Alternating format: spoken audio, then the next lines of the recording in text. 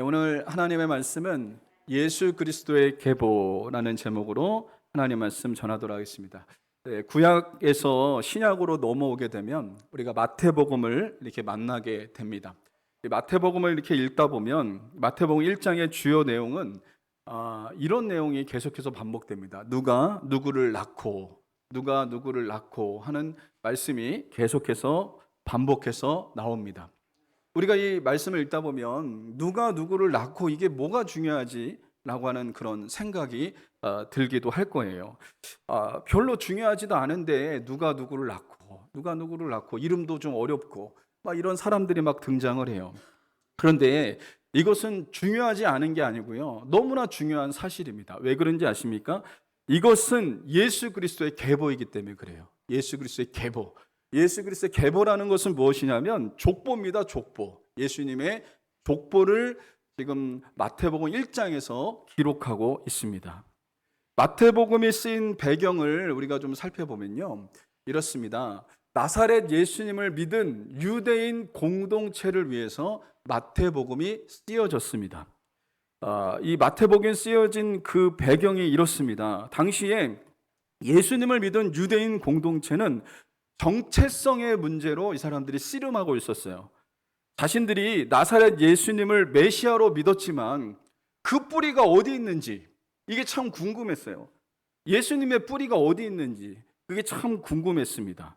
여러분, 유대인들은요, 이 뿌리를 참 중요하게 여기거든요. 그 정체성을 참 중요하게 여기는데 유대인들의 뿌리는 어디 있습니까? 바로 아브라함과 다윗이 유대인들의 뿌리입니다. 그래서 마태복음 1장 1절은 이렇게 시작하고 있는 거예요. 같이 한번 읽어볼까요? 시작. 아브라함과 다윗의 자손 예수 그리스도의 계보라. 여러분, 유대인들에게 너무나 중요한 게 뭐냐면 그들은 아브라함과 다윗의 뿌리예요. 그리고 예수님이 어디서 오실 것이냐? 아브라함과 다윗의 후손으로 예수님이 오신다라고 구약 성경에서 그렇게 예언을 했던 것이죠. 그래서 여러분 마태복음 1장 17절에 보면 아브라함부터 다윗까지를 얘기하고요. 그리고 다윗부터 바벨론 포로로 잡혀갈 때까지를 얘기하고요. 그리고 바벨론 포로 이후에 그리스도까지 계보를 열거하고 있습니다. 그러니까 마태복음 1장은 아브라함까지 거슬러 올라가는 거예요. 아브라함까지 거슬러 올라가면서 예수님의 계보를 추적하고 있는 것이 마태복음 1장의 내용입니다. 예수 그리스도는 누구냐? 아브라함과 다윗의 자손이라는 거예요. 그것을 지금 마태복음 1장에서 얘기하고 있습니다. 여러분, 이것은 유대인들의 정체성이고 유대인들의 뿌리예요, 뿌리. 그런데 여러분, 이 예수 그리스도의 계보가 유대인들에게만 중요한 것이 아니고 예수 그리스도를 믿는 저와 여러분들에게도 너무나 중요하다는 사실을 잊지 마시기를 주님의 이름으로 간절히 소망합니다. 예수 그리스도의 계보는 우리의 계보예요. 예수 그리스도의 족보는 우리의 족보라고 하는 사실을 잊지 마시기 바랍니다. 우리는 믿음의 조상인 아브라함에게서 유산을 이어받는 믿음의 후손들이기 때문에 이 예수님의 족보가 너무나 중요하다는 사실을 우리에게 보여주고 있습니다. 그런데 오늘 본문에서 보면 예수 그리스도의 계보에서 특이한 점이 발견돼요. 우리가 이렇게 그냥 읽으면 잘 모르겠지만 여기에 특이한 점이 발견되는데 예수 그리스도의 계보에 5명의 여인들이 등장합니다. 5명의 여인들이 나오는데요. 오늘 1장 3절, 5절 이렇게 보면 이렇게 나오는데 제가 좀 읽어드리겠습니다. 유다는 다말에게서 누구누구를 낳고 5절에 보면 살모는 나압에게서 누구누구를 낳고 보아스는 누색에서 누구누구를 낳고 6절에 보면 다윗은 우리아의 아내에게서 누구누구를 낳고 16절에 보면 야곱은 마리아의 남편 요셉을 낳았으니 마리아에게서 그리스도라 칭하는 예수가 나시니라. 이렇게 얘기합니다. 이 5명의 여인들이 나오는데 그 여인들은 누구냐면 나압이라고 하는 여인이 나오고 다말이라고 하는 여인이 나오고 나압이 나오고 룻이 나오고 그 다음에 여러분 밧세바라고 하는 여인이 여러분 나옵니다. 또 그것뿐만 아니라 마리아라고 하는 여인이 나와요. 여러분 그렇다면 다말은 누굽니까? 다말은요 시아버지의 아들을 임신합니다. 그래서 이 여인이 유다 지파의 어머니가 된 여인이 바로 다말이라고 하는 여인이고요. 나압은 누구입니까? 바로 창녀라고 하는 뜻을 가진 기생입니다. 그리고 룻이라고 하는 여인은 누구냐면 이 여인은 모압 여인인데요. 이 모압 사람은요, 그 여호와의 총회에 들어올 수가 없어요. 구약 성경에 보면 율법에 의하면 여호와의 총회에 들어올 수도 없는 여인인데 율법을 초월해서 예수님의 족보에 이 여인이 들어와 있다는 거예요. 그래서 신명기 23장 3절에 보면 같이 읽어볼까요? 시작. 암몬 사람과 모압 사람은 여호와의 총회에 들어오지 못하리니 그들에게 속한다는 10대뿐 아니라 영원히 여호와의 총회에 들어오지 못하리라. 룻은 모압 여인이거든요.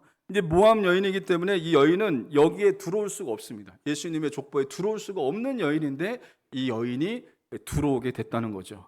또 여러분, 밧세바는 누굽니까? 왕을 유혹하여 남편을 사지로 몰아내서 죽게 하고 자신은 왕비가 된 여인, 이 여인이 바로 밧세바라고 하는 여인이고요. 그리고 마리아는 누굽니까?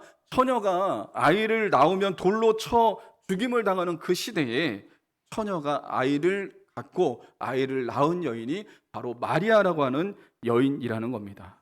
여러분, 유대인들이 예수님의 그 계보를 봤을 때 기가 막히지 않을까요? 어떻게 이 여인들이 이렇게 들어가 있고 정말 기가 막힌 일입니다. 그리고 이방인들이 봐도 정말 이것은 상종 못할, 어떻게 보면 쌍스러운 집안이다 이렇게 볼 거예요. 족보에 흠이 많고 막 이런 생각이 막 들었을 거예요. 그런데 여러분, 이유야 어떻든 간에 다말은 유다 지파의 어머니가 됐고요. 나합은 다윗 왕의 할아버지를 낳았고요. 룻은 다윗의 아버지 이새를 낳았고, 밧세바는 다윗의 아내가 되어서 솔로몬 왕의 어머니가 됐고, 그리고 마리아는 성령으로 잉태하여 아들을 낳은 예수님의 어머니가 됐다고 하는 사실입니다. 여러분, 5명의 여인을 부인하면요, 유대인의 역사는요 깨지는 거예요. 여러분, 이 5명의 여인이 아니고서는 예수님의 탄생을 이야기할 수가 없다는 거예요. 이 여인들을 통해서 예수님이 이 땅에 태어나게 되셨거든요. 이 여인들을 절대로 부인할 수가 없습니다. 그렇다면 오늘 본문에 예수님의 계보에 등장하는 5명의 여인들을 통해서 하나님께서 우리에게 하시고자 하는 말씀이 있습니다. 여러분, 그 메시지가 분명합니다. 여러분, 이 메시지를 받고 하나님의 은혜 가운데 우리가 그 말씀을 붙잡는 하나님의 사람들이 될 수 있기를 주님의 이름으로 간절히 소망합니다. 왜 5명의 여인이 예수님의 그 계보에 들어갔을까요? 그 이유가 있습니다. 모든 인간은 죄인이라고 하는 사실을 말씀해 주고 있다는 거예요. 여러분, 요한복음에 보면 서기관과 바리새인들이 가늠하다 현장에서 잡힌 그 여인을 잡아가지고 옵니다. 가늠하다가 현장에서 잡혔어요. 얼마나 치욕스럽습니까? 가늠하다 현장에서 잡힌 그 여인을 잡아다가 데리고 와서 예수님에게 고소합니다. 그러면서 뭐라고 하냐면, 율법에 의하면 이 가늠하다가 잡힌 이 여인은 돌로 쳐 죽이라고 했는데 당신은 어떻게 할 겁니까? 라고 예수님에게 이렇게 얘기해요. 당신은 어떻게 할 겁니까? 라고 얘기를 해요. 그랬더니 예수님께서 한 말씀도 하시지 않으시고 땅에 글씨를 이렇게 쓰세요. 땅에 글씨를 하나씩 이렇게 쓰십니다. 그랬더니 성경에 보니까요, 그렇게 그 여인을 정죄하고 돌로 쳐 죽이려고 했던 그 사람들이 돌을 다 내려놓고 한 사람 한 사람씩 다 도망갑니다. 그 이유가 왜 그랬냐면요, 그 돌을 들어서 그 여인을 죽여야 된다, 율법에 의하면 이 여인을 돌로 쳐서 죽여야 된다 이렇게 말했던 이 사람들의 죄를 예수님께서 땅바닥에 쓰고 있었습니다. 너 돌을 들었던 너는 이러이러한 죄가 있지. 그리고 죽여야 된다고 큰 소리 친 너는 이러이러한 죄가 있지. 그러면서 예수님께서 죄를 하나 둘씩 썼어요. 그러니까 이 사람들이 그걸 보고 놀란 거죠. 이 여인들만 죄인이 아니라 자신들도 죄인이에요. 그러니까 이 사람들이 돌을 내려놓고 한 사람, 두 사람씩 다 그 자리를 떠났습니다. 그러고 난 다음에 누구만 남았냐면 예수님과 그 여자 외에는 아무도 없었다는 거죠. 여러분, 모든 인간은 죄인이에요. 모든 인간은 죄인이에요. 누군가를 향해서 내가 정죄하고 돌을 들어도 그 사람도 죄인이에요. 여러분, 우리가 잊지 않는 하나님의 사람들이 될 수 있어야 됩니다. 유대인들이 예수 그리스도의 계보에 등장하는 5명의 여인들을 볼 때 어떤 생각이 들었겠습니까? 다 죄인이에요. 이 여인들을 보면요, 이 족보에 들어와서는 안 되는 사람들이에요. 다 죄인들입니다. 여러분, 이 유다 지파의 어머니가 된 다말, 죄인입니다. 창녀라는 이름의 뜻을 가진 기생 나합, 죄인입니다. 왕을 유혹하여 남편을 사지로 몰아내 죽게 하고 자신은 왕비가 된 여자 밧세바, 죄인입니다. 모함 여자로서 예수님의 족보에 들어와 있는 여인 룻, 이 사람도 죄인입니다. 처녀가 아이를 낳으면 돌로 쳐 죽이는 그 시대에 처녀가 아이를 갖고 아이를 낳은 마리아, 여러분 죄인입니다. 이 모든 5명의 여인들은 모두 다 죄인입니다. 그런데 여러분 그거 아십니까? 성경은요, 이 여인들이 죄인이라고 말할 뿐만 아니라 성경은 모든 사람들이 다 죄인이다 라고 말하고 있다는 것입니다. 로마서 3장 23절 같이 한번 보겠습니다. 같이 읽겠습니다. 시작. 모든 사람이 죄를 범하였음에 하나님의 영광에 이르지 못하더니. 여러분 그렇습니다. 이 세상의 모든 사람 다 죄인이에요. 다 죄인이에요. 아담과 하와 이후로 태어난 모든 사람들은 아담과 하와가 지었던 원죄를 갖고 태어납니다. 그래서 누가 가르쳐주지 않아도 죄 짓습니다. 누가 가르쳐주지 않아도 거짓말합니다. 누가 가르쳐주지 않아도 누군가를 미워하고 누군가를 시기하고 누군가를 질투합니다. 여러분, 그리고요, 우리가 살아가면서 자범죄를 짓잖아요. 살면서 짓잖아요. 그래서 이 세상의 모든 사람들은 다 죄인이다라고 성경은 선언하고 있다는 거예요. 여기에 변명할 수 있는 사람 아무도 없습니다. 거부할 수 있는 사람 아무도 없습니다. 모든 사람이 죄인이라고 하는 사실, 그리고 내가 죄인이라고 하는 사실 거부할 수 있는 사람 이 세상에 아무도 없다는 거예요. 여러분, 선한 양심을 가지고 사는 사람도 마찬가지예요. 착하고 욕도 안 하고 이게 문제가 아니에요. 여러분, 교통법규 잘 지키고 대한민국에서 얘기하는 이런 법규 내가 다 잘 지키고 세금 낼 거 다 내고, 그런데 내가 무슨 죄인이야 이렇게 말하는 사람도 분명히 있을 거거든요. 그러나 그렇지 않습니다. 그게 죄가 아니라 내 마음으로부터 짓는 것, 그리고 내가 하나님으로부터 떠나 있는 게 죄예요. 하나님으로부터 떠나 있는 게 죄예요. 그래서 여러분, 죄라고 하는 단어를 하마르티아라고 하는 단어를 쓰는데, 이 단어의 뜻이 뭐냐면 관역에서 빗나갔다라고 하는 뜻이에요. 관역에서 빗나갔다. 그러면요, 하나님을 잃어버리고 하나님을 떠난 상태가 성경은 죄라고 말하는 거예요. 하나님을 만나야 되고 하나님을 믿어야 되고 하나님을 붙잡아야 되는데 하나님에게서 완전히 벗어난 상태에 있는 건 이게 바로 죄라고 말하는 것입니다. 그러니까 이 세상의 모든 사람들은 다 죄인이라고 하는 사실을 말해주고 있다는 거예요. 여러분, 인간의 입은요, 열린 무덤처럼 더럽고 추합니다. 여러분, 우리가 말 실수 안 하는 사람 있습니까? 우리 중에 말 실수 안 하는 사람 있어요? 내가 나도 모르게 막 말로 실수하고요, 말로 다른 사람에게 상처 주고 그럴 때가 너무나 많습니다. 그리고 거짓말 한 번도 안 한 사람 있습니까? 거짓말 한 번도 안 한 사람 여러분 우리가 있을까요? 아닙니다. 우리는 때로는 거짓말하고 나에게 유리한 쪽으로 자꾸 거짓말하고 말을 바꿀 때도 너무나 많습니다. 그리고 그것뿐만 아니라 다른 사람에게 내가 상처받았다고 자꾸 얘기하는데, 여러분, 사람은 이기적이에요. 다른 사람이 나한테 상처 줬다고 자꾸 얘기하는데, 그러나 한번 되돌아보셔야 돼요. 내가 다른 사람에게 상처 주기도 했다는 거예요. 막 그렇게 얘기하거든요. 나는 이 사람에게 상처받고 저 사람에게 상처받고 저 사람 때문에 내가 마음이 아프고, 그런데 되돌아보면요, 나도 다른 사람에게 상처를 주고 살아가고 있다는 것을 보여주고 있다는 것입니다. 그래서 여러분, 우리 안에 드러나지 않은 크고 작은 죄들이 있고요. 그래서 우리는 내가 죄인이라고 하는 사실을 분명히 깨달아야 된다는 거예요. 그래서 여러분, 오늘 여기 마태복음 1장에 나오는 5명의 여인을 통해서 주님이 말씀하시는 것은 무엇이냐면, 모든 사람은 다 죄인이라고 하는 사실을 말씀해 주고 있다는 것입니다. 여러분, 물리학자 아이자 뉴턴이, 이 사람은 참 똑똑한 사람이잖아요. 여러분, 세계적인 천재 아닙니까? 근데 이 사람이 나이가 들으면서 치매가 왔습니다. 치매. 그렇게 똑똑했던 이 사람이 사람 얼굴도 못 알아보고 자기 나이도 모르고 자기 생일도 몰라요. 그래서 친구나 후배가 찾아와도 그 사람들을 몰라봐요. 그러니까 한 번은 어떤 사람이 너무 답답한 거예요. 그렇게 똑똑했던 사람, 그렇게 천재적인 사람이 몰라보는 거예요. 그래서 이 사람에게 이런 질문을 했습니다. 선생님, 지금 기억하고 있는 게 뭡니까? 당신이 기억하고 있는 게 뭐예요? 라고 이렇게 물어봤어요. 그랬더니 이 뉴턴이 아주 정말 감동적인 이야기를 했는데, 나는 2가지를 기억하고 있다 얘기했어요. 하나는 내가 죄인이라고 하는 사실과 예수님이 나의 구주라고 하는 이 2가지를 내가 기억하고 있다 라고 이 사람이 얘기했어요. 여러분, 참으로 감동적인 이야기죠. 이 뉴턴이 그렇게 똑똑했던 이 사람이 모든 것을 다 잃어버렸는데 두 가지는 잃어버리지 않았어요. 내가 죄인이라는 사실과 예수님이 나의 구주가 된다고 하는 사실을 잊지 않았다는 것입니다. 여러분, 우리도 마찬가지입니다. 내가 죄인이라는 사실을 여러분 인정해야 돼요.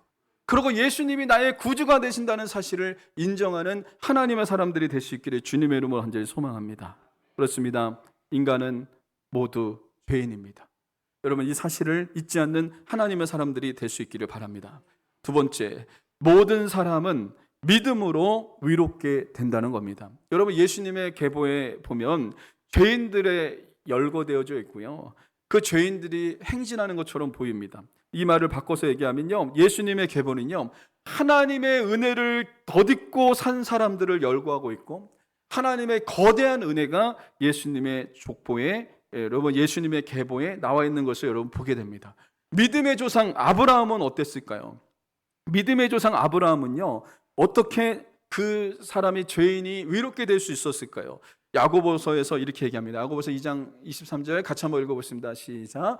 이에 성경에 이른바 아브라함이 하나님을 믿으니 이것을 위로 여기셨다는 말씀이 이루어졌고 그는 하나님의 벗이라 칭함을 받았나니. 아브라함이 어떻게 위롭다함을 받았다고요? 하나님을 믿었습니다. 믿음입니다. 믿음으로 이 사람이 위롭다함을 얻는 역사가 일어났다라고 얘기합니다. 히브리서 기자는 히브리서 11장에서 기생 나합에 대해서 이렇게 얘기합니다. 같이 읽어보겠습니다. 시작. 믿음으로 기생 나합은 정탐꾼을 평안히 영접하였으므로 순종하지 아니한 자와 함께 멸망하지 아니하였도다. 여기 말하죠. 기생 나합은 믿음으로 위롭다함을 얻는 역사가 일어났다는 겁니다. 여러분, 구약의 사람들은 오실 예수님을 믿음으로 위롭다 여김을 받았고요, 신약의 사람들은, 오늘 이 시대의 사람들은 누구를 믿어야 되냐면 이 땅에 오신 예수님을 믿어야 되는 거예요. 그 예수님을 믿으면 어떤 역사가 일어납니까? 예수님의 보혈의 공로로 여러분, 내가 예수님을 믿으면 누구든지 죄 용서함을 받고 하나님의 자녀가 되는 놀라운 역사가 여러분 일어나게 되는 것입니다. 예수님과 함께 십자가에 달렸던 한평강도의 죽음의 문턱 앞에서 그 한평강도는 예수님을 믿었어요. 여러분, 한번 잘 생각해 보세요. 그 한평강도, 그 사람은요, 오늘날로 얘기하면 교회를 한 번도 나가본 사람 아니에요. 여러분, 그 한평강도는 11조한 사람도 아니에요. 그 사람은 주님을 위해서 봉사한 적도 없어요. 그러나 죽음의 문턱 앞에서 이 사람은 예수 그리스도를 구주로 영접했습니다. 이것은 무엇을 얘기하고 있습니까? 그가 구원받은 것은 자신의 공로가 아니라 오직 예수님의 공로 때문에 구원받는 놀라운 역사가 일어난 거예요. 여러분, 마찬가지입니다. 우리가 구원받을 수 있는 것은 내 공로로 구원받는 게 아니에요. 예수님의 공로를 믿음으로 구원받는지 여러분 믿으시기를 주님의 이름으로 간절히 소망합니다. 만약에 내가 착한 일을 해야 되고 내가 착한 일을 해야지 구원받을 수 있다라고 얘기한다면 예수님이 이 땅에 왜 오셨습니까? 그럼 예수님이 십자가에 돌아가실 이유가 없는 거예요. 여러분, 예수님께서 이 땅에 오신 이유는요, 저와 여러분들을 구원하시기 위해서 이 땅에 오신 거예요. 죄의 문제를 해결하기 위해서 예수님이 이 땅에 오셨다는 사실입니다. 그러므로 여러분, 구원은 어떻게 받습니까? 믿음으로 받는 겁니다. 믿음으로. 모든 사람이 믿음으로 위롭다함을 얻는다라는 사실을 우리가 잊지 마시기를 주님의 이름으로 간절히 소망합니다. 에베소서 2장 8절 9절 같이 한번 읽어보겠습니다. 시작. 너희는 그 은혜에 위하여 믿음으로 말미암아 구원을 받았으니 이것은 너희에게서 난 것이 아니요 하나님의 선물이라. 행위에서 난 것이 아니니 이는 누구든지 자랑하지 못하게 함이니라. 그렇습니다. 은혜로 우리가 믿음으로 구원받았다고 하는 사실을 잊지 마시기 바랍니다. 내가 착한 일을 해서, 내가 선한 일을 해서 절대로 구원받을 수 없습니다. 예수님께서 우리를 위해서 행하신 그 일을 믿을 때, 주님을 믿을 때 구원받는 놀라운 역사가 일어난다고 하는 사실을 잊지 마시기를 주님의 이름으로 간절히 소망합니다. 미국의 한 청년의 이야기입니다. 이 청년이 우발적으로 살인죄를 저질렀어요. 우발적으로 어떤 사람을 죽이게 되었습니다. 결국에 이 청년은 사형 선고를 받게 되었습니다. 그런데 주변에 있던 사람들이 이 청년이 너무 성실하고 이 청년이고 그리고 우발적으로 이렇게 실수로 이 사람을 죽였다는 사실을 잘 알기 때문에 그 주지사에게 탄원서를 제출했습니다. 탄원서. 이 청년은 우발적으로 사람을 죽였습니다. 이 청년은 성실한 사람인데 이렇게 실수로 이렇게 사람을 죽이게 됐습니다. 그래서 이 청년을 좀 사형 선고를 내려주지 마시고 이 청년을 좀 용서해 줬으면 좋겠습니다라고 하면서 시민들이 자발적으로 탄원서를 이렇게 써서 이 주지사에게 제출을 했습니다. 그랬더니 감사하게도 이 주지사가 이걸 받아들였어요. 그래서 이 청년에게 이 사형 선고를 내린 것을 그것을 무마시키고 이 청년을 다시 살게끔 해줬습니다. 이 너무나 기쁜 소식이잖아요. 그래서 간수가 이 기쁜 소식을 이 청년에게 가서 전했거든요. 당신 죄 용서함 받았다고, 당신 죄 이제 그 심판받지 않아도 된다고, 용서받았다고 이렇게 막 얘기하는데 이 청년은 믿지 않아요. 믿지 않아요. 아이, 내가 이렇게 큰 죄를 졌는데 난 죽어야지. 나는 죽어 마땅해 라고 하면서 이 사람이 믿지 않는 거예요. 그러니까 너무 간수가 답답해서 이렇게 얘기하는 거예요. 이제 남은 생에는 당신이 사면을 받고 남은 생에는 이제 좋은 일 하면서 다른 사람을 위해서 열심히 최선을 다해서 살면 돼요 라고 이렇게 얘기했는데도 그래도 이 사람이 그걸 받아들이지 않는 거예요. 그래서 결국에 어떤 일이 일어났냐면 은혜가 주어졌음에도 불구하고 사면이 주어졌음에도 불구하고 이 사람은 믿지 않았습니다. 받아들이지 않았습니다. 결국에는 이 사람은 사형 선고의 언도가 되었다 그래요. 여러분, 우리도 그렇지 않습니까? 예수님이 다 이루어 놓으셨어요. 우리 죄를 위해서 십자가에서 우리 죄를 다 가지고 십자가에서 못 박혀 죽으셨어요. 그리고 사흘 만에 부활하셨어요. 주님이 다 이루어 놓으셨어요. 그런데 이 청년처럼 에이, 주님이 내 죄를 그렇게 용서할 리가 없고 나는 이러이러한 죄가 있는데 그 죄까지 주님이 용서하셨다고? 이렇게 여러분 얘기하면서 믿지 않는다면 이것은 정말 하나님이 안타깝게 보시는 거예요. 여러분 그렇지 않습니다. 주님은 용서하지 못할 죄가 없어요. 예수님은요 이 온 인류의 죄를 지고 십자가에서 죽으신 거예요. 우리의 모든 죄를 지고 여러분 십자가에 돌아가셨다는 거예요. 여러분 그러므로 이것을 믿으면 되는 겁니다. 예수님께서 십자가에 이루어놓으신 놀라운 사랑을 믿고 받아들이면 구원을 받는 역사가 일어나는 겁니다. 그래서 오늘 여러분 여기 이 마태복음 1장에 나오는 5명의 여인을 통해서 말씀하시는 것은 무엇이냐면 믿음으로 구원을 받는다는 것을 우리에게 말씀해 주고 있습니다. 우리가 믿으면 위롭다 여김을 받는 그런 놀라운 은혜가 우리에게 부어진다는 사실을 말씀해 주고 있습니다. 세 번째는 주 안에 있으면 누구나 새로운 피조물이 된다는 것입니다.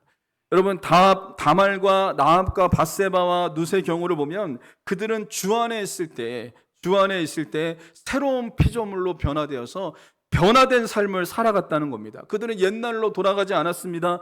세속화되지도 않았습니다. 주 안에서 놀라운 믿음의 행진을 걸어갔던 자들이 바로 이 사람들이었던 것을 여러분 보게 돼요. 우리는 이 점을 주목해 봐야 되는데 왜 그렇습니까? 주 안에 있으면 우리는 어떤 존재로 바뀌냐면 이런 존재로 바뀝니다. 고린도후서 5장 17절 같이 읽어보겠습니다. 시작. 누구든지 그리스도 안에 있으면 새로운 피조물이라 이전 것은 지나갔으니 보라 새 것이 되었도다. 그렇습니다. 그리스도 안에 있으면 새로운 존재가 된 거예요. 예수 그리스도 안에 있으면 우리는 새로운 존재가 되었다는 사실을 성경은 우리에게 말씀해 주고 있다는 것입니다. 그러므로 오늘 여기 마태복음 1장에 나오는 이 5명의 여인들은요 새로운 존재가 된 거예요. 하나님 안에서 새로운 존재가 되어서 그들은 여러분 새로운 피조물이 되어서 그러한 삶을 살다 간 사람들이 바로 이 5명의 사람들이라는 것을 살펴볼 수가 있습니다. 여러분 그렇습니다. 이 사람들은 회개에 합당한 열매를 맺은 자들이라는 사실을 우리에게 보여주고 있습니다. 중요한 것은 이겁니다. 새 사람이 되어서 새 피조물이 되어서 새로운 삶을 살아야 된다는 것을 우리에게 분명히 말씀해 주고 있다는 거예요. 여러분 한 번은 마틴 루터에게 한 성도가 찾아와서 이렇게 물어봤습니다. 목사님, 진정으로 변하여 새 사람이 되었다는 증거가 무엇입니까? 라고 얘기했더니 마틴 루터가 이렇게 얘기했습니다. 머리의 회심과 가슴의 회심과 돈 지갑의 회심입니다. 라고 얘기했습니다. 여러분 사람의 철학과 세계관이 말씀으로 깨져야 돼요. 말씀으로 깨져야 돼요. 그리고 그 마음도 주님의 사랑으로 충만해져야 돼요. 그래서 여러분 이웃을 사랑하는 자가 돼야 돼요. 그리고 물질을 어떻게 쓰느냐가 너무나 중요한데요. 여러분 우리가 예수 그리스도를 통해서 제사함 받고 거듭났다면 그 물질을 이제는 어떻게 써야 되냐면 하나님 나라와 의를 위해서 쓰는 하나님의 사람들로 바뀌어야 된다는 것입니다. 여러분, 그렇습니다. 우리가 예수님을 믿음으로 새로운 피조물로 우리가 거듭났다면 우리는 새로운 피조물다운 삶을 살아가는 하나님의 사람들이 여러분 될 수 있기를 주님의 이름으로 간절히 소망합니다. 일본의 한 형무소에서 호지 유테랑이라고 하는 사람이 있었습니다. 이 사람은 18살 때 살인죄를 졌어요. 18살 때 살인과 강간과 방화를 저질른 그런 청년인데, 이 사람은 무기징역을 받은 사람입니다. 무기징역을 살았는데 그 안에서 누군가에 의해서 복음을 들었습니다. 복음을 듣고 이 사람이 완전히 새 사람이 됐어요. 완전히 새 사람이 돼서 변화의 새 사람이 됐는데, 이 사람이 마음이 달라지기 시작했고 삶이 달라지기 시작했고 동료들을 사랑하기 시작했어요. 한 번은 어떤 일이 있었냐면, 어느 날 감옥에서 어떤 죄수가 심한 종기 때문에 아파하고 있었는데 고름이 생겼어요. 근데 이 사람이 호지 유테나라는 사람이 그 고름을요 입으로 빨았습니다. 입으로 빨아서 그 고름을 다 제거했습니다.